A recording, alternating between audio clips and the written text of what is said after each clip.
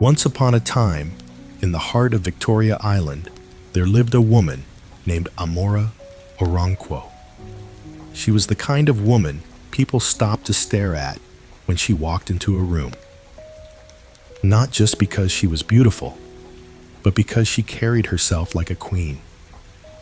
Tall, light-skinned, with sharp cheekbones and eyes that never smiled. Amora always wore designer clothes and never repeated an outfit twice. She lived in a white mansion, surrounded by guards, flowers, and a tall black gate that never opened for strangers. People said she was heartless.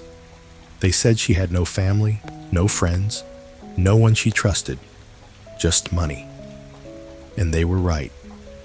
Amora was alone. Her husband had died 3 years ago, and they never had children. Since then, she worked, traveled, and came home to silence. That was her life. But that life was about to change. All because of one rainy afternoon. The sky had turned dark that Thursday. Thick gray clouds covered the sun. Rain started to fall slowly at first, then heavier and louder. The sound of thunder rumbled far away like an angry drum. Amora sat in the back seat of her black Range Rover. Her driver, Karu, was moving slowly through traffic. He glanced at the rearview mirror. "Madam, should I take the lay shortcut? This traffic might hold us till night." Amora didn't answer at first. She was staring at her phone. A message had just come in from the board. "Meeting rescheduled to 5 p.m. Please confirm." She sighed and put the phone down. "Go through Ozamba. I don't care if it takes 2 hours." "Yes, Ma," Karu said and turned the steering wheel. Outside, the rain splashed hard against the windshield. On the sidewalks, people were running, trying to find shade. Some had umbrellas, most didn't. Cars honked, street vendors shouted. Everyone looked like they were trying to escape something. Then the car stopped. A red traffic light ahead blinked. The wipers moved back and forth. Karu was about to comment on the jam when Amora raised her hand slightly. "What's that?" she said, squinting through the window. Carl looked too. "What's what, Mao?" "There, near that pole. That boy." Carl turned and saw a skinny boy, maybe 12 years old, barefoot and shaking, holding 2 small babies, one in each arm. The babies were wrapped in what looked like nylon bags. Their clothes were soaked. Their cries were faint but sharp, even through the glass. The boy was standing in the middle of the road divider, his head bent as rain poured down on all 3 of them. Karu frowned. "They're always doing this begging trick. Ma, some of them even rent babies." But Amora wasn't listening. Her eyes were fixed on the babies' faces. Something about them made her chest feel tight. She leaned forward as if getting a closer look would explain what her brain couldn't. She whispered, "Those eyes." The left twin lifted her face briefly. Her eyes were hazel, the same rare light brown color as her late husband's. It couldn't be, Amora thought. She blinked. Maybe it was the rain, or the streetlights, or her mind playing games. But then the second baby looked up and the same eyes stared back. Her heart jumped. "Stop the car," Amaris said quickly. Karu looked confused. "Mao," I said, "stop the car now." The driver hit the brake and parked by the curb. Amora opened the door and stepped into the rain, ignoring the water that hit her face and soaked her designer dress. Her heels sank into the muddy ground. but she didn't care. Carl quickly followed her with an umbrella. "Madam, you'll catch cold, please." But Amora was already walking fast, straight toward the boy. When she reached him, the boy looked up, his face full of fear and surprise. He didn't speak. "Who are you?" Amora asked, her voice firm. He looked down at the babies again, then back at her. I'm Toby." She crouched slightly, eyes on the twins. "They are yours." "Yes," he said, tightening his grip. "They are mine." She raised her eyebrows. "Your sisters?" He hesitated. "No, my daughters." Amora stepped back slightly. "Your what?" He nodded slowly. "I'm their father." Amora stared at him, unsure whether to be angry, shocked, or confused. "You're 12. I'm 13, he said quickly. She shook her head. "And where is their mother?" He looked away. "She died when they were born." The rain kept pouring. The babies shivered. One of them began to cry again, weak and hoarse-a-row. Amora's lips parted, but she didn't know what else to say. The boy was clearly lying about something, or maybe everything. But the way he cradled the twins, it didn't feel like a trick. He didn't ask for money. He didn't stretch his hand. He didn't even move. Amora took a deep breath and looked back at her car. The wipers were still moving. Karu was still holding the umbrella behind her. She turned to him. "Bring them in, M.A." I said, "Carry them into the car." Karu stood frozen. Amora snapped. "You want me to repeat myself in Igbo?" "No, Ma." Karu stepped forward quickly. Toby looked scared and stepped back. "Please don't take them." Amora raised her hand gently. "We're not taking them from you. You're coming with us. I don't want to go to police." "No police," she said, eyes soft. "I promise." Toby hesitated. Then slowly, carefully, he followed her to the car. Inside the Range Rover, the heat was turned on. The twins were wrapped in Amora's scarf and one of her shawls. They stopped crying. Toby sat stiffly, water dripping from his hair, eyes darting around like a trapped animal. Karu drove slowly. Amora didn't speak much.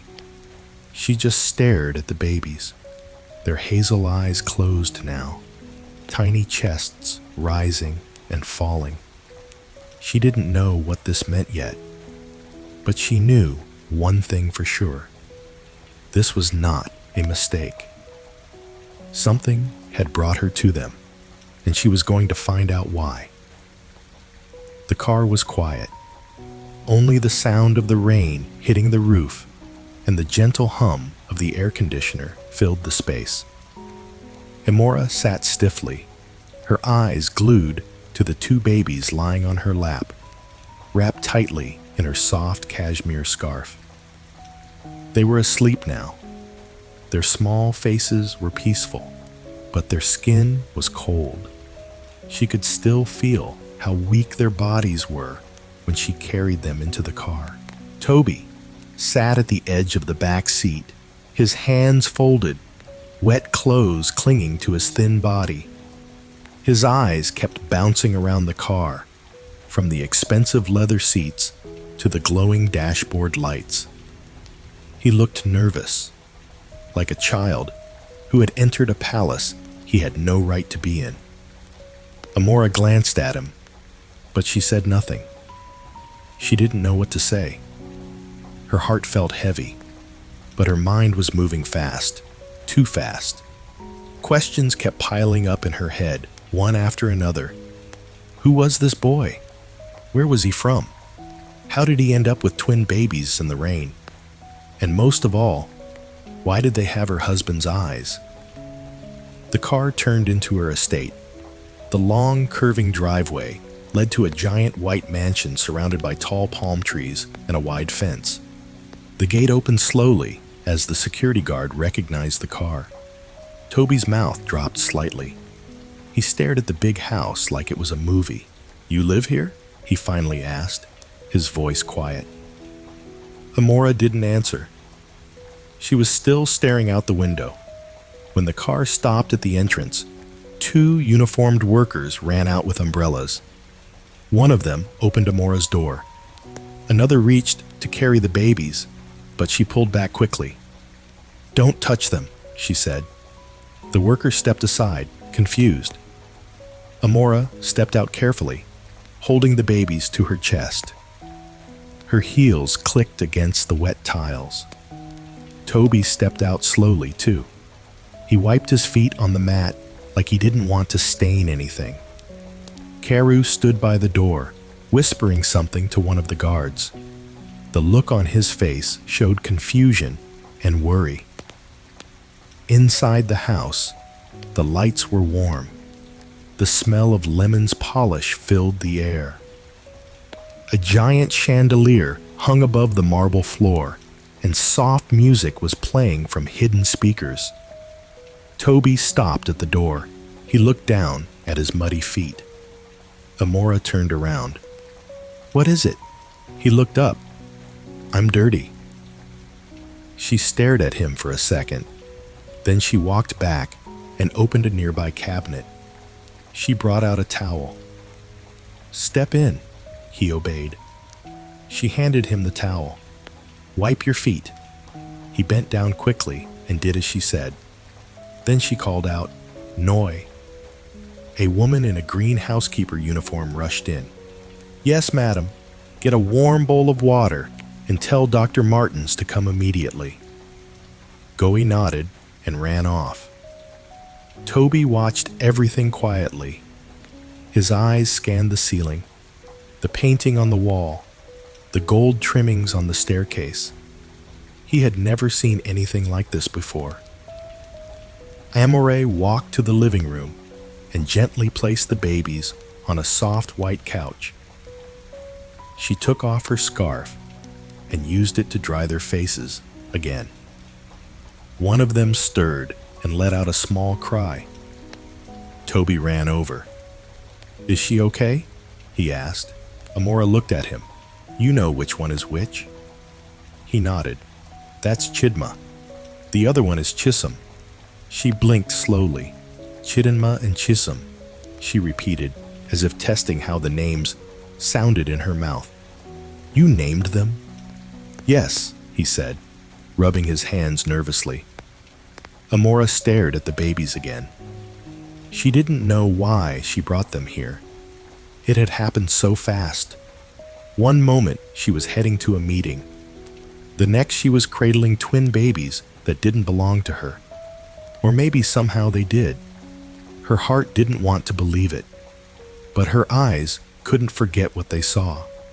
Those hazel eyes, those rare golden brown eyes. Her late husband had them. And now, so did these babies. A few minutes later, a middle-aged man in a white coat walked in with a black medical bag. "Good evening, madam," he said, bowing slightly. "Doctor, thank you for coming quickly," Amora said, standing. "Please check them. They've been under the rain." The doctor bent over the babies, placed his hand gently on their foreheads, and began his checkup. Toby stood at the corner, watching silently. After 10 minutes, the doctor looked up. "They are cold. Their breathing is shallow, but there's no chest congestion yet. We'll need to warm them fast and give them fluids. They're very weak, probably from hunger." "Are they safe?" Amora asked. "They are stable for now, but they need rest, milk, and close care." Amora nodded. "Do what you need to do." As the doctor set up a small drip bag for each child, Amora turned to Toby. "Have they been eating?" He nodded slowly. "I try to feed them every day, but it's hard." "What do you give them?" Sometimes pap, sometimes some soaked bread. If I get money, I buy milk. But most days I don't get anything. She stared at him. Where do you live? Toby lowered his head. I sleep at the back of the church under the wooden shed. She blinked slowly. Just you and the babies. Yes. How long? Since Chidimmer and Chisholm were born. And before that, we stayed in a woman's kiosk. But she sent us away after my mommy died. Amora pressed her lips tightly. She didn't like the way her chest felt. It was tight, like someone had placed a heavy stone there. Who was your mother? Her name was Odessa. She was a teacher. And your father? Toby hesitated. I don't know much. He used to visit sometimes. Not always, just once in a while. Amora's breath caught. Her eyes locked on his. What did he look like? Toby looked confused. I don't know. I was small. I just remember his eyes. What about them? They looked like theirs. He pointed to the twins. Amora didn't answer. She turned her face away quickly. That night, the babies were placed in one of the guest rooms. In a clean, soft Cribora staff brought down from storage. The heater was turned on. Warm blankets covered them. Toby was given a warm bath and a new change of clothes. An old outfit from one of the gardener's boys. He ate rice and stew, like someone who hadn't seen food in days. Then he fell asleep on a small couch near the baby's room, arms folded around himself. But Amora didn't sleep. She stood by the window in her bedroom, watching the rain fall on the garden below. She kept thinking about Dyke, her late husband. They had been married for 10 years, 10 whole years. He told her he loved her. He told her they were in this together. He told her it didn't matter that they couldn't have children, that they would travel, grow old together, be happy. But he lied. If these children were his, if that boy was telling the truth, then Dyke had betrayed her in the worst way, and he was not even alive to explain. At midnight, Amora opened her drawer. She brought out an old photo album, the one she hadn't touched in years. She flipped through it slowly. There he was, Daiko Kunquo smiling beside her at their wedding. Strong, tall, handsome, with those same hazel eyes she used to fall in love with, eyes she now saw in twin baby girls. Her hand trembled as she closed the album. She sat down on the bed, her face buried in her palms. I need to be sure, she whispered. She stood up, picked her phone, and dialed Dr. Martins again. He answered sleepily. Doctor, I need a DNA test. He sat up quickly. Madam, I want you to run a DNA test on those babies. Compare them with Dyke's sample in the records. The one we submitted when doing his autopsy. Okay? Yes, I remember. We have it on file. Good. Start tomorrow. All right.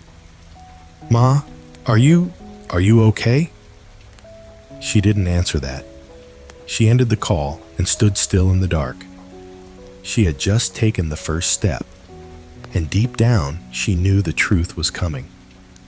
Whether she liked it or not, morning came slowly. The rain had stopped, but the sky was still gray. The house was quiet, a calm kind of quiet that made you feel like something big was coming. Amora sat alone at the long dining table. She wasn't eating. A plate of untouched toast and eggs sat in front of her. Her fingers were locked together tightly. Her phone was beside her, face down. She kept staring at the table, but her mind was far away. Last night, she had ordered a DNA test. This morning, she was waiting for the doctor to collect the samples. She hadn't told anyone, not even the boy. She wanted to be sure first. She needed proof before she even allowed her heart to feel anything. But the truth was, her heart had already started to feel things, and that scared her. Footsteps came from the hallway. She looked up. Toby entered the dining room, holding a baby in each arm. He was barefoot, still wearing the oversized shirt they gave him last night. The twins looked much better, clean, dry, and quiet. One of them was sucking her thumb. The other had her head resting on Toby's shoulder. "Good morning, Ma," he said softly. Amora gave a small nod. "Sit," she said. He moved slowly and sat at the far end of the table. He didn't reach for the food. "You can eat," she said, her voice low. "There's more in the kitchen." He looked unsure. "Go ahead," she added. He placed the babies in a blanket on the floor beside his chair and began eating slowly, not rushing like before. He was learning to behave like he didn't expect the food to disappear. Amora watched him closely. He ate with both hands, breaking the bread into small bits before putting it in his mouth. He fed one of the babies a few drops of water from a spoon. He didn't speak unless spoken to, but he didn't look scared anymore either. "Are they always this calm?" she asked after a moment. He nodded. "Yes. If I feed them and hold them close, they don't cry." She looked at him carefully. "You said their names are Chidma and Chisholm, right?" "Yes, Ma. How old are they?" 7 months? She frowned a bit. "And you're 13? "Yes." Amora paused. "You're too young to be their father." He didn't answer. She leaned forward. "Toby, tell me the truth. Did your mother have them before she died?" He blinked quickly. "Yes." "So you're their brother, not their father?" He looked down. "Yes." She folded her arms. "Why did you lie?" He didn't speak for a long time. Then he said, "People don't help if you say you're just a brother. But when I say I'm their father, they listen." Amora let out a slow breath. "I don't like lies," she said. "I'm sorry." There was silence between them. Then Amora stood. "Finish eating. Dr. Martins will be here soon. I want him to check the twins again." He nodded, but didn't look up. An hour later, Dr. Martins arrived with a small black case. He greeted Amora politely and walked to the guest room where the babies had been moved. He wore gloves, took swabs from the babies' cheeks, and placed them in labeled containers. Amora stood by the door, watching. "Will it take long?" she asked. 2 days, he said. "Maybe less." "Good." Dr. Martins packed his things. "You're doing the right thing, madam." She didn't reply. She just nodded. As he left, Amora turned to the twins and knelt beside them. They were lying quietly in the crib, looking up at the ceiling with big, curious eyes. Those same eyes again. Hazel, light brown, almost golden in sunlight, just like Di's. Her fingers touched the edge of the crib. "Who are you?" she whispered. That evening, Amora went to her late husband's old study. It was the only room she hadn't touched since he died. She had locked it up and left everything the way he liked it. Books on the shelf, photos on the desk, his suits in the closet. She stood by the door for a long time before opening it. The room smelled of dust and something else, something old and quiet. She walked to the desk, and Saturday, she opened the drawers one by one. Old bank statements, pens, a half-finished crossword puzzle. Then she found a small wooden box. Inside it were letters, love letters, not from her, from someone else. She opened one. Dyke, thank you for coming last weekend. Toby was so happy. I wish you could stay longer. I understand your life is complicated, but I want you to know I don't expect anything. Just come when you can. Love, Adeshe. Amora's chest tightened. Another letter. Toby asks about you every day. I tell him you are busy saving the world. I don't want him to hate you, so I always say good things. But Dyke, sometimes I wish you would just tell her. Tell your wife the truth. Amora closed the box. Her hands were shaking. She stood up and walked out of the room. She didn't cry. She just walked straight to her bedroom and locked the door. The next morning, Amora walked downstairs and saw Toby on the rug with the twins. He had tied one of her scarves into a small toy and was shaking it gently in front of them. They laughed. Real, happy laughter. Something about that sound made her stop and stare. She hadn't heard baby laughter in her house in years, or maybe ever. He noticed her and stood up quickly. Good morning, Ma. She nodded. They are better today, he said, smiling a little. No fever. They slept well. She looked at them and nodded again. That's good. He looked like he wanted to ask something. Ma, can I ask you a question? She raised an eyebrow. Go ahead. He hesitated. Are you going to send us away? Amora took a deep breath. I don't know yet. Oh. He looked down but didn't cry. She added, Why? You want to stay? He nodded. She stared at him for a long time. Then she said, We'll see. The next day, the DNA results arrived. Dr. Martins handed her the envelope in her office. She didn't open it immediately. She waited until he left. She sat alone, staring at the brown envelope, with her name written neatly on the front. Her hands were cold. Finally, she opened it. She read the first line. D, a match confirmed. Probability of paternity, 99.98%. Her eyes froze. Her breath stopped. She dropped the paper and stood up. She paced the room, her hands on her head. They are his, she whispered. They are really his. The twins were her husband's daughters. Toby was his son. He had a whole secret family. He had lied for years. She remembered all the hospital tests, the IVF treatments, the tears, the shame. He always said it wasn't her fault, that maybe they were both the problem.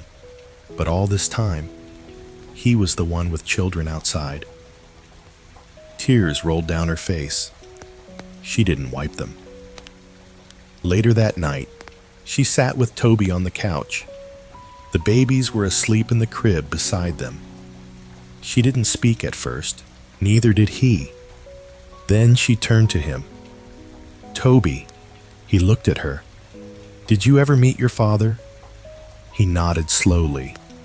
He used to come with presents. He never stayed long. Mommy said he had another life. But he came whenever he could. Did he tell you his name? Yes.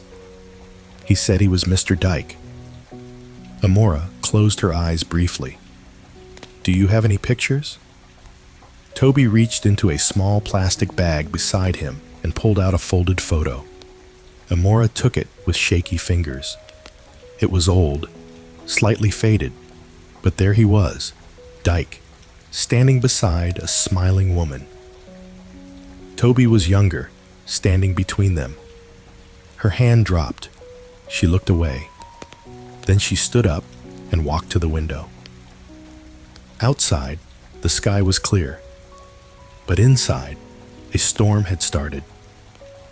Amora couldn't sleep.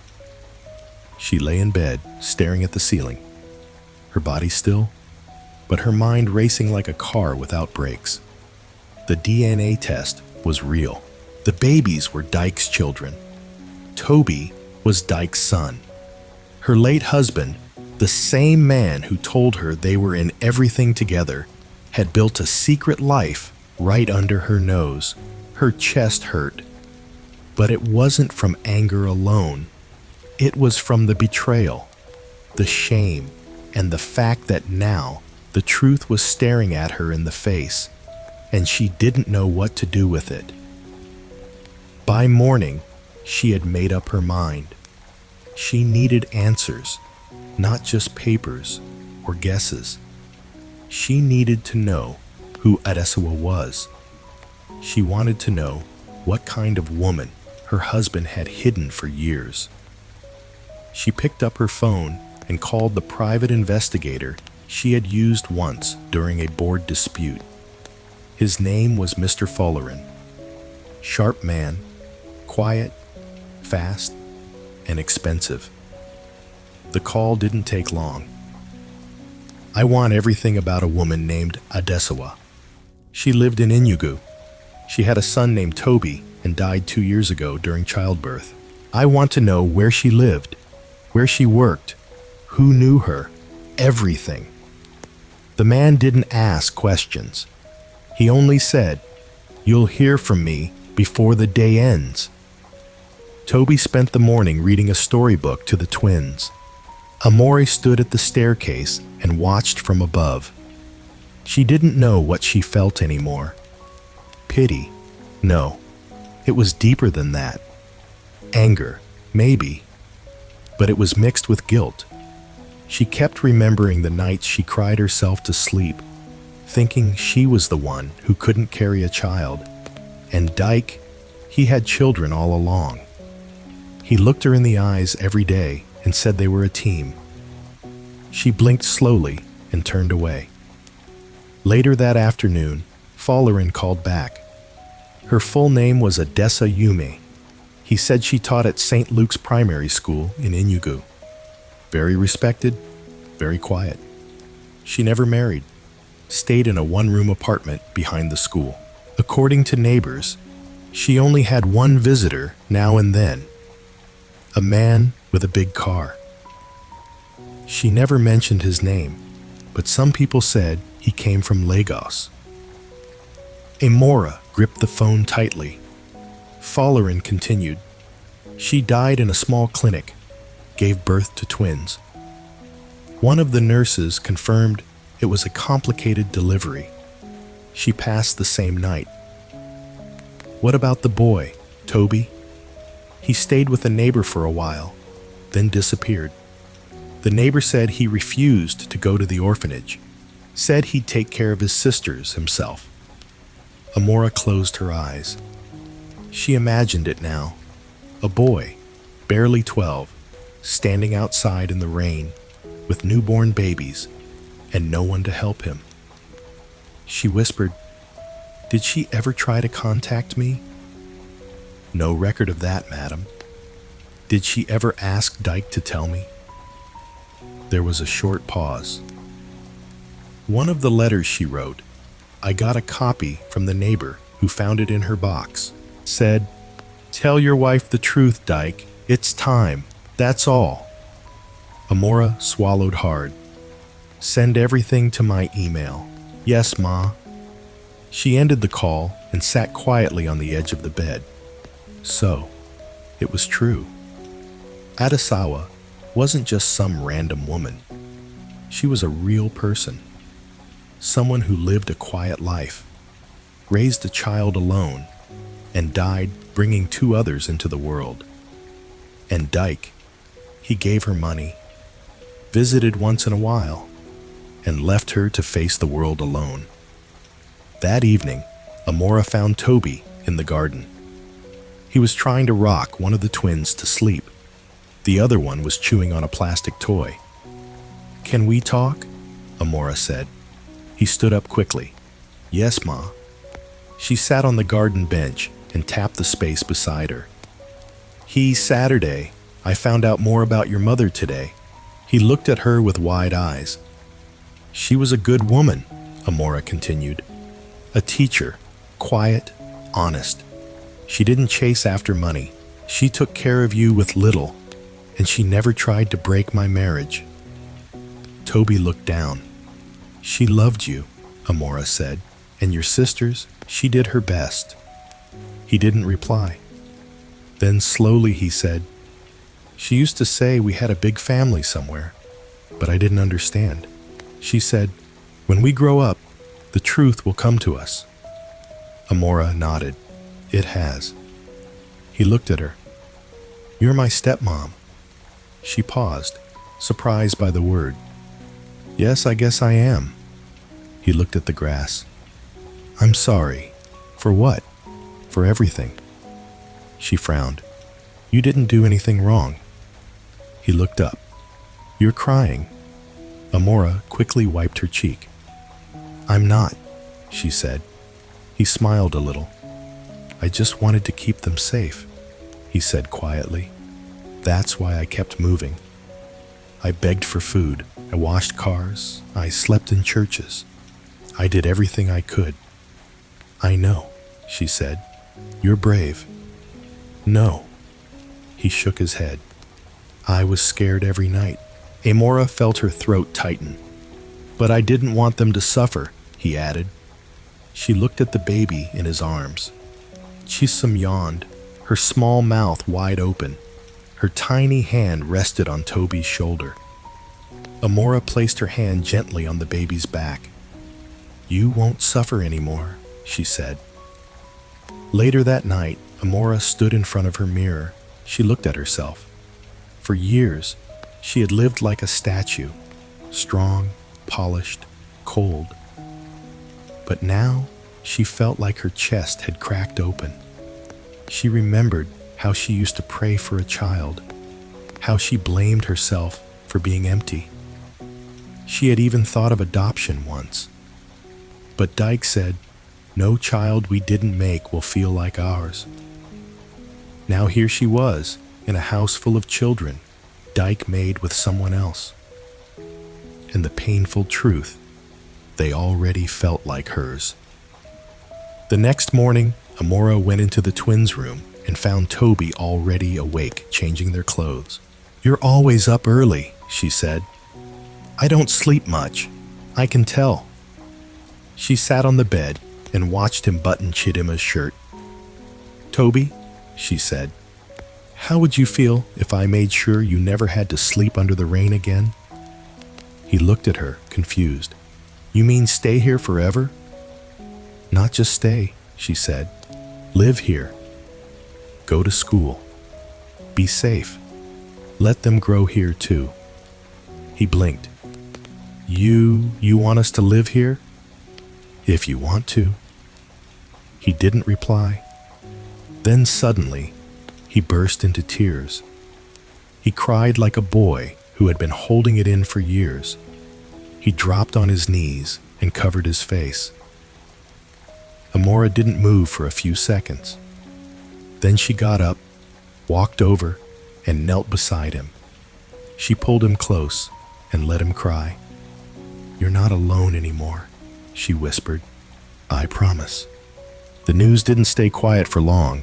In a house like Amora or Kunquo, everything speaks. The guards, the drivers, even the housekeepers. And once the first whisper left the mansion gates, it spread like fire. By the next morning, her name was being spoken in hushed voices across the high streets of Aoyi and the loud corners of gossip tables in Banana Island. She brought in a street boy. They say the twins are her husband's children. Did Dyke really cheat on her all those years? The rumors rolled and twisted like a storm, and Amora knew it wouldn't be long before the people who mattered most would come knocking. Not out of care, but out of fear. Fear that she was about to change the balance of power in the Oranquo Empire. And she was right. They came on a Sunday afternoon. 3 black SUVs rolled into her compound like kings arriving at war. Her head of security called her immediately. "Madame, it's Chief Emma Okonkwo." with two of his cousins. She stood from the reading chair in her private lounge and placed her cup of tea on the table. "Let them in," she said simply. Downstairs, the front door opened. Chief Emma was Dyke's elder brother, a bulky man with a sharp voice and a habit of speaking like the whole world owed him something. He walked in with his chest out, followed by two younger men in abadas who wore dark glasses indoors. Amora didn't stand when they entered the living room. She only crossed her legs and looked at them. "Good afternoon," she said. Chief Emma didn't smile. "We need to talk. I assume that's why you're here." The youngest of the men hissed, slightly. "So?" "It's true." Amora looked at him. "What exactly is true?" Chief Emma didn't sit. He walked slowly around the room like he owned it. "You brought a boy into this house. A boy with two babies. Babies that people are saying belong to Dyke." Amora said nothing. Chief Emma's eyes narrowed. "Is it true?" She reached for a file on the table and slid it toward him. "Read for yourself." He picked it up, opened the first page, and read the DNA report. His face didn't change, but his fingers tightened on the file. "Where did you find them?" he asked. "In the rain, begging for food." He slammed the file shut. "And you brought them into this house?" "Just like that. They are Dyke's children." He pointed at her. "That doesn't mean they're yours." Amora stood. "Now, they carry the same blood that runs through his veins." "That means they carry part of mine, too." The other man stepped forward. "Madam Amora, with all due respect, we understand you're hurting, but this is a very serious matter." "I know exactly how serious it is," she said, her voice low. Chief Emma dropped into a chair finally. "Do you know what people are saying? That you've lost your mind. That you want to hand over everything to strangers?" "They are not strangers," Amora snapped. "They are his children, the ones he hid from me, the ones none of you cared to find after his death." The room was quiet. Then, Chief Emma leaned forward. "You're about to destroy everything. The board is already asking questions. The shareholders are restless, bringing in children from nowhere. That's not how things are done in our family." Amora folded her arms. "What you mean is, you were planning to take everything." He didn't deny it. "You have no children," he said plainly. "No way. That means the family takes over. It's how things are done." "Not anymore," she replied. The youngest cousin raised his voice. "So you want to name the boy as heir? A street boy?" "Toby is not just some street boy," she said firmly. "His Dyke son, which makes him more of an heir than any of you." The cousin laughed bitterly. "He doesn't even know how to hold a spoon. He'll learn. You're making a mistake." Amora took a step closer. "I made one before. I trusted Dyke. I let him lead everything while I played the quiet wife. Not anymore." Chief Emma stood. "We'll fight this in court, in the press, wherever we have to." Amora's voice dropped. "Go ahead, but you'll lose because, unlike you, I have the truth." He pointed at her one last time. "You'll regret this." She raised her chin. "No. You'll regret underestimating me." After they left, Amora sat back down and took a deep breath. She was shaking slightly, not from fear, from fury, the nerve, the boldness, the way they walked into her house like she was the one who needed permission. She heard small footsteps and turned. Toby was standing at the hallway entrance. He had heard everything. His face was tight. His hands were clenched. "I can go if you want," he said softly. Amora stood up slowly. "Go away." He shrugged. "Anywhere. I don't want to cause trouble." She walked to him and placed both hands on his shoulders. "You're not going anywhere." "But they're angry." "They've always been angry. They were angry when I married Dyke. They were angry when I took over the company. Now they're angry because you exist." He looked into her eyes. "I'm not trying to take anything from them. I know. I just want them." He looked down the hallway where the twins were playing in their crib to have a chance. Amora nodded, "And they will." That evening, the house was tense. Even the staff were quiet, but Amora didn't care. She called her lawyer. "Draw up the paperwork," she said. "For what?" "I want guardianship over the children, and I want Toby enrolled in the best school by next week. Uniforms, books, everything." "Are you sure?" This will trigger war." "I'm not starting war," she said. "I'm finishing it." The next day, the press came knocking. A headline had already gone out. "Widow of late Daikor Kunkwo takes in street children, claims they are his secret heirs." Photographers camped near the gate. Reporters shouted questions when Amora's car drove out. Her board members started calling. One of them, Mr. Rai, finally said what others were thinking.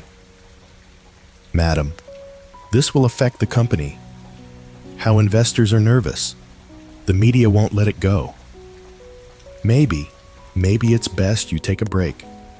A break from my own company, just for a while, until this storm passes." Amora smiled and ended the call. By the following week, she held a press conference. She walked into the small hall wearing a plain black gown, no earrings, no makeup, just truth. She sat at the table in front of flashing cameras and began. "My name is Amora Orankwo. I am the widow of the late Chief Dyke, or Kunkwo, a man I loved deeply, and who I recently discovered had a second family outside our marriage." Murmurs rose in the crowd. She raised her hand for silence. "I discovered this not through rumors, but through fact. I found his son begging in the rain, holding his twin sisters. I ran a DNA test. The results were clear." She held up the file. "This is real." The room fell quiet again. "I know this shocks you. It shocked me too, but truth doesn't care about feelings. It just is." She paused. "Now, some people believe I should hide them, erase them, pretend they don't exist, but I won't." Her voice became firmer. "Those children carry my husband's blood, whether I like it or not, and unlike others, they never asked to be born in secret. They never lied. They simply existed." A reporter raised a hand. "Madam, are you adopting them?" "I'm doing more," she said. "I'm raising them. I'm giving them my name, and I will protect them from family, from courts, and from people like you who think being born in the street makes you less human." Another reporter asked, "What about the company?" She smiled. "I built half of it. I will not be pushed aside. The children are not here for your money. They are here because they deserve to live." A third reporter asked, "What if Chief Emma fights you?" "Then he'll learn what it feels like to lose." After the press conference, Toby waited for her at home. He had watched it on TV. When she entered the house, he ran to her and hugged her. "You said all that?" he asked. She nodded. He looked up at her with wet eyes. "Thank you." Amora didn't reply. She just held him tighter. 3 days after the press conference, everything in Amora's world changed. Her phone didn't stop ringing. Some calls were from investors pretending to be concerned. Others were from board members warning her that she was ruining her legacy. One caller shouted at her. Another begged her. One even tried to bribe her to handle the matter privately. Amora listened to them all, but she didn't change her decision. She had made her choice. Toby and the twins were her family now. One morning, she stood in the twins' room watching them sleep. Their chubby hands rested on their tiny bellies. Their breathing was slow and sweet. She smiled gently. Toby entered quietly, holding his school bag. He was dressed in his new school uniform, white shirt tucked neatly into navy blue trousers, socks pulled high, and shiny black shoes on his feet. "You look sharp," Amora said, smiling. He blushed a little. "Thank you, Ma. You ready?" He nodded. "Yes, Sosa." She bent and adjusted his collar. "You'll do well." Toby looked down. "What if the other students laugh at me?" She paused. "Then you hold your head high. You face things no other boy your age has. You've taken care of babies. You've begged in the rain. You've survived." He looked up at her slowly. "So, I'm not just some boy." Amora's voice became firm. "You are not just anything. You are strong. You are smart. And you belong." He smiled, eyes glistening. She reached into her purse and handed him a small notebook. "What's this?" he asked. "Your dreams. Write them in there. One day you'll read it again and see how far you've come." He hugged her tightly. "Thank you, Auntie Amora." She smiled and whispered into his ear, "You can call me Mom if you want to." He pulled back, eyes wide. "Really?" She nodded. He whispered, "Okay, Mom." She hugged him again. Later that day, Amora sat in her office reviewing company documents. Her lawyer, Barista Ayatund, entered with papers in hand. "Everything's ready," he said. "You just need to sign." Amora took the documents and looked through them carefully. The first one gave her full legal guardianship over Toby, Chisum, and Chidima. The second updated her will. She was officially naming the children as her legal beneficiaries. She picked up her pen and paused. "Once I do this," she said slowly, "there's no turning back." The lawyer nodded. "Yes, Ma." Amora signed. One stroke at a time, she sealed her decision. Meanwhile, trouble was growing outside her gates. Chief Emma had not taken her press conference lightly. He had gone to court, claiming Amora was unfit to care for children because of emotional instability and grief-driven behavior. He said she was making irrational choices that could damage the family name. He also filed a case to freeze the family estate and remove her from the board. Her lawyer informed her immediately. "Ma, they're going full force."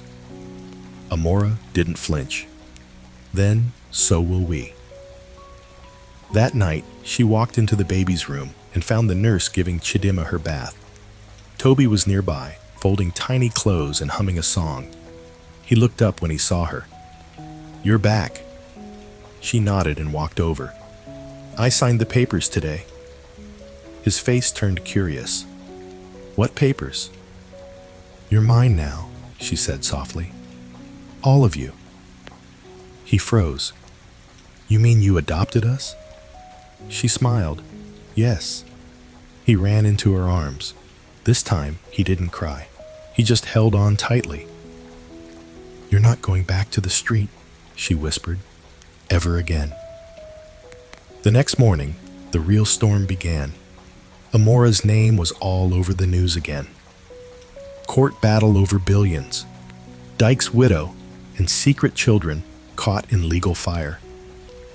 Some called her foolish. Some called her brave. Many didn't know what to think. The courtroom was packed on the first day of hearing. Amora entered in a dark blue suit, heels clicking on the floor. Her head was held high. Behind her was Barista Ayatand, calm and sharp. Across the room sat Chief Emma and his lawyers. The judge entered. The courtroom rose. When it was time to speak, Chief Emma's lawyer stood. "My lord, we are here to protect the legacy of the late Chief Daikono. The woman before you is grieving. Yes, but she is also unstable. She has taken in unknown children, based on rumors, and is trying to hand over everything our client built to strangers." He turned to the judge. "We ask that her control over the estate be suspended and that the children be removed from her custody until we can confirm their identity." The judge nodded slowly and turned to Amora's side. Response: Barista Ayatan stood and held up the DNA report. "My lord, there is no rumor here. There is fact, scientific proof that these children are indeed the biological offspring of the late Chief Dyke. That alone gives them a rightful place in this family." He placed the papers on the table. He continued, "But more than blood, we must ask, what is family? Is it just name? Or is it love, sacrifice, and truth? Because if it is the latter, then Madame Amora is already their mother in every way that counts." The room was quiet. The judge looked from one side to the other. He leaned forward. "I will review the documents and give my ruling in 3 days." Court dismissed. Outside, the media flooded her. "Madame Amora, are the children really Dai's? Why are you doing this? Is this about revenge?" She ignored them and entered her car. Her face was calm, but inside her heart was beating fast.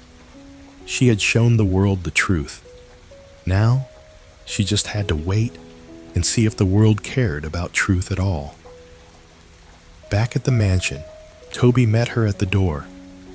"How did it go?" he asked. She forced a smile.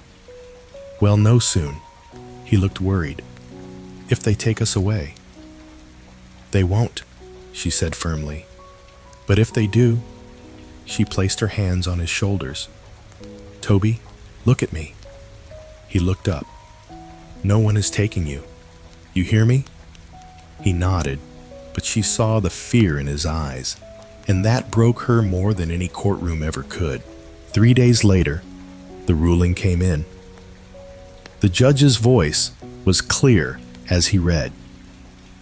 After reviewing the submitted evidence, including DNA results, statements of care, and witness reports, the court sees no reason to remove Madame Amora or Kun Kuo from her legal guardianship over the minors in question. Her actions, while untraditional, have been found to be in the best interest of the children.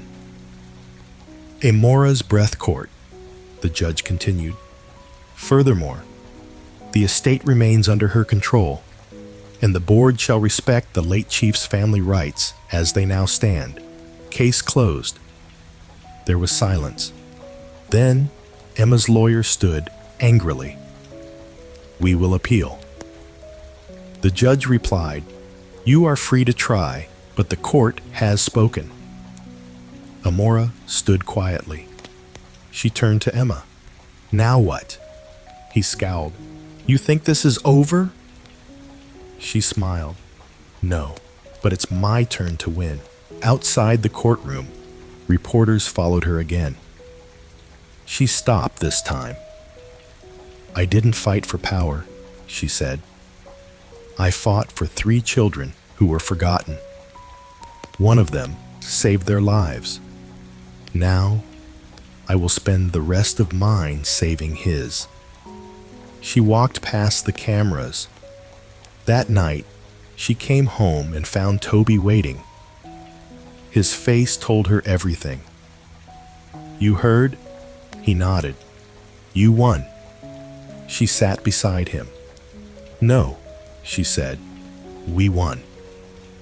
The court battle was over, but the damage it left behind was still in the air. The house felt different now. It was quieter, not because there was silence, but because everyone was still trying to breathe again. Amora sat alone in her room the next morning, sipping tea. The sunlight slipped through the curtains. It should have been a beautiful day. She had won. She had protected her late husband's children. She had kept Toby and the twins safe, but her heart still felt heavy. She had fought so many people. Her late husband's family, the board, the court. But there was still one person she hadn't truly faced yet, herself. She stood from her bed and walked to the mirror. Her eyes were tired. Her face looked older. She remembered the Amora from years ago. The woman who laughed easily. The one who wore soft pink lip gloss and danced barefoot in her living room with Dyke after dinner. The one who believed in forever. That Amora was gone, and maybe she needed to say goodbye to her now for real. Downstairs, Toby was sitting on the floor of the living room playing with the twins. He had arranged some blocks into the shape of a small house. Chittimemer knocked the blocks down and laughed. Chisholm clapped her tiny hands. Amora watched from the stairs without saying a word. Toby had changed. His hair was neater. His eyes were brighter. He had grown taller, too. But it wasn't just on the outside. He now walked like someone who belonged, not someone expecting to be kicked out at any minute. He looked up and saw her watching. He smiled and waved. She came down and joined them on the floor. The three of them surrounded her immediately. Chisholm crawled into her lap. Chidima touched her earrings. Toby reached for her hand. Can I ask you something? He said. Anything. Did you love him? My dad. She paused. Yes, she said. He waited. Did he love you? I think he did in his own way, but he also hurt me. Toby lowered his eyes. I'm sorry. You don't need to be, but I feel like I don't know. Like it's all my fault. She cup-puffed his chin and lifted his face gently. No, Toby. You didn't ask to be born. You didn't ask to be hidden. That was Dyke's choice, not yours. I just wish I met you earlier, he whispered. She swallowed hard. Me, too. Later that evening, Toby helped one of the housekeepers in the garden. He trimmed the small flowers and pulled out dry leaves while humming softly. Amora stood on the balcony watching again. She noticed something.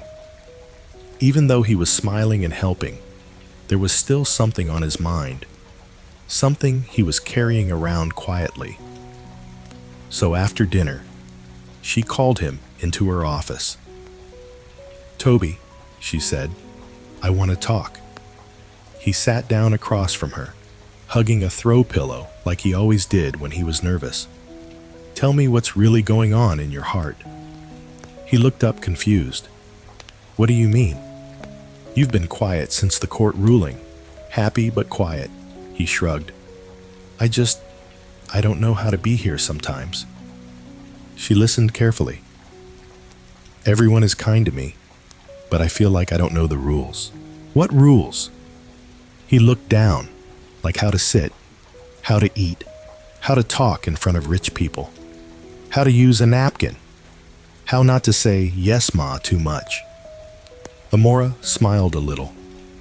You don't need to change who you are, but I don't want to embarrass you. You haven't. He looked up, eyes honest. Even at school, they ask where I came from. When I say I used to live on the street, they laugh. She stood and walked over to him. She sat beside him and held his hand. Let them laugh. He He frowned. But it hurts. I know, she said, but every great story starts in a small place. Let them laugh now. One day they'll read about you in books. He blinked. Really? Yes, and they'll wish they were part of your story. The next week, Amora invited a public speaking coach to work with Toby every Saturday. She also hired a teacher to guide him after school. But she did something else too. She started teaching him herself, not just schoolwork, but how to sit in board meetings, how to speak to adults, how to understand money, how to ask questions without fear. One evening, while she was explaining how company shares worked, he paused and looked at her. Do you really believe I can do this? She looked at him. I wouldn't be wasting my time if I didn't. He nodded slowly. Okay, then I'll try. But things weren't always smooth. Some days the babies got sick. Some nights Toby woke up from bad dreams. Other times, the pressure of trying to be good enough made him cry. Once he screamed at the nanny and ran into his room. Amora found him on the floor, head in his hands. I'm tired, he whispered. What if I fail you? She sat beside him. Then we start again. He shook his head. What if I disappoint you? She turned to him gently. You can't. He looked confused. Why not? Because you're not here to be perfect. You're here to be loved. Weeks passed. Toby grew stronger. The twins started crawling faster. The mansion that once echoed with silence now danced with noise. Soft giggles, tiny feet, music from the kitchen, and Toby's voice asking endless questions. One day, while Amora was leaving the house for a business meeting, the twins ran to the door and held her legs. She knelt and kissed them both. Toby rushed forward and handed her a packed lunch. We made it for you, he said proudly. Amora looked at the wrap. It was bread-shaped badly and crushed at the sides. She held it like gold. I'll eat it all, she said. He grinned, but outside the walls of their home, trouble was still near. The company was now divided. Some board members still doubted her judgment. A few were angry that she had rewritten her will and named outsiders as beneficiaries. At one meeting, one of the members spoke out. Madam Amora, with all due respect, we think this new direction is too emotional. She replied calmly, I made decisions based on truth, not emotion. But the boy is smarter than most of you in this room, she cut in. The room went quiet. She stood and placed a file on the table. This is a proposal from Toby. He wrote it after visiting the company website and finding outdated data.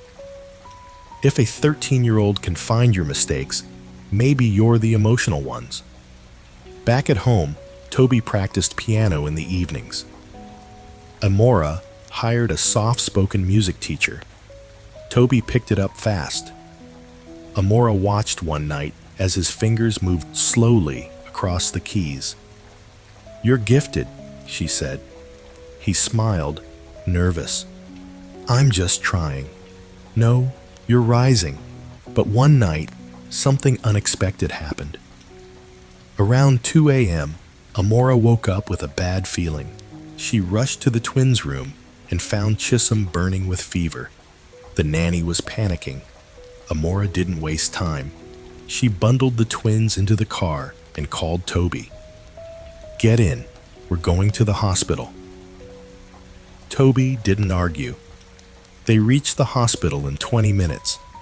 The doctor said it was a viral infection caught from a toy the twins were sharing. Chisholm was placed on a drip. Toby sat beside her bed, holding her hand. He didn't sleep. He didn't eat. Hours passed. Then finally, the fever dropped. The doctor smiled. She's stable now. Amora breathed out and sat back. She looked at Toby, who hadn't moved. You've done more for her than most adults would. Toby looked up. I love her. I know. He looked at Amora. I love you too. She didn't speak, but she reached out and pulled him into a hug. And for the first time in a long time, she cried. Not from pain, but from healing. The house felt full now. Not just full of people, but full of life. Each morning began with the sound of tiny footsteps running across the hallway. The twins had started walking. They chased each other around the house, bumping into chairs and laughing loudly. Toby had grown taller. His shoulders were broader. His voice was deeper. And more than anything, his eyes had changed. There was no fear in them anymore. No shame, no confusion, only confidence. Amora stood at the edge of the living room one evening, holding a warm cup of tea in her hands. She watched as Toby sat with Chisum and Chidima, helping them arrange plastic plates on the floor like it was a restaurant. He was teaching them how to say please and thank you. Chisum, say thank you for the food. The little girl looked up and said something close to it, then laughed and clapped. Toby laughed with her. Close enough, Amora smiled. She had never imagined this would be her life, that the woman once known as cold, proud, and unreachable would now be sharing her home with 3 children who changed everything. And she was glad they did. A week later, Amora got a call from her lawyer. Madam, the foundation papers are ready. She sat up straighter. Good. Schedule the launch. Yes, Ma. Shall I inform the press? Yes. And prepare the nameplates. Which name are we using? Amora didn't hesitate. Odessa Foundation in memory of their mother. There was a pause on the line. That's very kind of you, Ma. It's the right thing to do, she said softly. The day of the launch came quickly. It was held in a clean, open hall with white curtains and soft music. The guests were carefully selected. No fake well wishes. No gossip-hungry reporters. Just real people. Doctors, school teachers, social workers, and mothers who understood what it meant to raise a child without support. Amora stood before the microphone in a simple green dress. Toby stood beside her, dressed in a black suit and tie, holding a framed photo of Adisawa. The twins sat with their nanny in the front row, wearing matching dresses with white ribbons in their hair. Amora began. Today is not about money or image or power. It's about life. It's about love. It's about second chances. The room was quiet. She continued. This foundation is named after a woman I never got to meet, but who gave me the greatest gift of my life, her children. Her voice shook slightly, but she kept speaking. She raised Toby with grace, strength, and silence, and when she left this world, she left behind 2 daughters who carried the same light. She paused, looking at Toby. He looked back, eyes steady. Amora faced the crowd again. I didn't choose this journey, but it found me, and I embraced it. Today, I choose to help others who feel forgotten, who think no one sees them. This is for them. The room clapped, but Toby's eyes were on her alone. He stepped forward slowly and whispered, "Can I say something?" Amora blinked. "Are you sure?" He nodded. She stepped aside. He held the microphone tightly. His hands trembled a little, but his voice didn't. "My name is Toby," he said. "I used to beg on the street. I carried my baby sisters through rain, through dust, through hunger. I used to think life would never get better." A few people leaned forward. He continued. "Then I met a woman. She didn't ask questions. She didn't judge. She just stopped her car and helped." He turned to look at Amora. "I didn't know who she was. I didn't even think she would remember me the next day. But she did more than remember. She stayed. She cared. She fought for me." He looked at the crowd again. "Now, I don't just have a roof over my head. I have a name. I have a future, and I have a mother." His voice broke slightly. He smiled through tears. "She didn't give birth to me, but she gave me life." The entire room stood up. Amora wiped her face, eyes full of tears. She walked over and hugged him tightly. The cameras flashed, but neither of them noticed. That night, back at the mansion, the twins fell asleep early. Toby changed into his pajamas and stepped out to the backyard where Amara sat under the stars. He walked up beside her and sat quietly. The night breeze was cool. The sky was full of stars. "Thank you for letting me speak," he said. "You spoke from your heart," she replied. He looked at her. "Do you ever miss him?" She didn't need to ask who. She nodded. "Yes, I miss who I thought he was." Toby looked down. "I think he would have been proud of you." Amora smiled. "Maybe, but I don't live for his approval anymore." There was a silence. Then he asked, "Do you think he ever truly loved you?" She was quiet for a long time. Then she said, "I think he loved what I gave him, but not enough to give everything in return." Toby nodded slowly. "I'm sorry he hurt you." Amora turned to him, "But he also gave me you.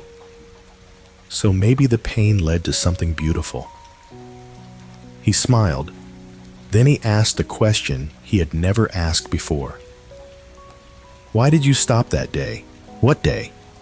"The day you saw me in the rain. You didn't know me. You didn't know who we were. But you stopped." She thought back to that moment. The traffic, the crying babies, the tiny boy shielding them with his body, and those hazel eyes. "I don't know," she said softly. "Something about you pulled me." "I was scared," he whispered. "I was too," she said, "but I couldn't drive away." He looked at her again. "Thank you for not driving away." She held his hand. "I thank God every day that I didn't." Weeks passed. Toby returned to school stronger than ever. His teachers noticed how focused he was. His English had improved. His handwriting was neater. His answers were bold. He didn't hide his voice anymore. One day, he was chosen to lead the class during a debate. He stood in front of the classroom and spoke like he had been trained for years. After the debate, his teacher called Amora. "I don't know how you did it," the woman said, "but this boy is different. He's going places." Amora smiled. "He was always meant for greatness. I just gave him space to grow." The twins turned too. Amora hosted a small party at home. Nothing loud, just family, close friends, a few balloons, cake, and music. Toby danced with them, spinning them around until they collapsed in laughter. Amora watched them and whispered to herself, "I didn't give birth to you, but I was born again through you." She walked over and hugged all three. One rainy evening, 3 years later, Amora stepped out of her car in the middle of the street. It was the same spot where she first saw Toby. She stood there for a while under her umbrella, watching the traffic go by. This place had once changed everything. Now, it felt like the beginning of a new story. Back at home, Toby, now 16, was finishing a speech for his school competition. The twins were reading books beside him. When Amora entered, they all ran to her. "Where did you go?" Toby asked. She smiled. "I went to where it all began." He nodded. Then he looked at her. "Serious, Mom, I want to study law. I want to fight for children like me. I want to fight for mothers like Adesawa." She looked at him. "Then you will," she said. He smiled. "I'll make you proud." She pulled him close. "You already have."